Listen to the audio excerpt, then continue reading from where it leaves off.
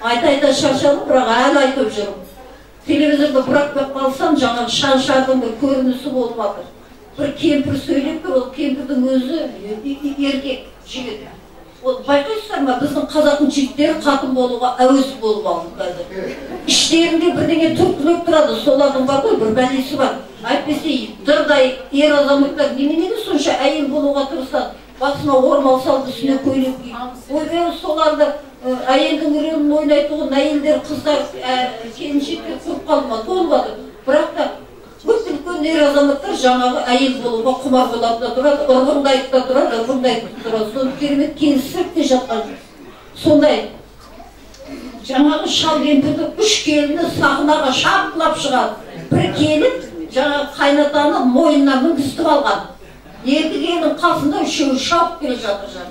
Сөйтсе шалдың туған күні екен, соған сюрприз жасап. Ана, ол қараңыздаршы. О заманда бұл заман келіннің мойнына мінген қазақтың шалын көрдіңдер ме? Тіпті отырмаған сұмырай шалды көрдіңіздер ме? Жоқ. Сұмырай шалдың өзі отырмайды келіннің мойнына.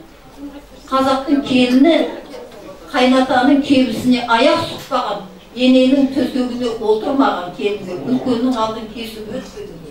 Ана өлеңге де қосып айтады ғой, көзіңе от жалындай көрінеді. Алдынан келін кесіп өтпеген жебір. Міне келіндердің қасиеті. Пай-пай шіркін қазақтың келіндері айтып, әнге қосатындай Құдайға шүкір келіндер баршылық. Ал енді соны көрген ана кішкентай қыздар қалай қабылдайды?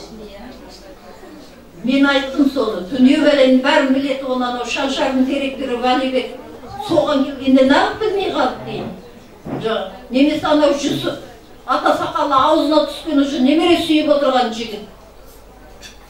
Сол айтпаймын, әй, мынауымыз ұят болады, мынау біздің салтымызға қомпақ нәрсе, мынау қазаққа қиянат, бұндай болмайды, басқаша күлдірейік, мейлі ит бол, үрейік, шошқа болып қосылдайық, бірақ мынаны істемейік деп айтуға болады. Намыс жоқ бізде. Намыс болмай бара жатыр, мына намыс құрған жерде ұлттық қасиеттерді қойды. Ана телевизордан көрсететіндер кешке дейін сол.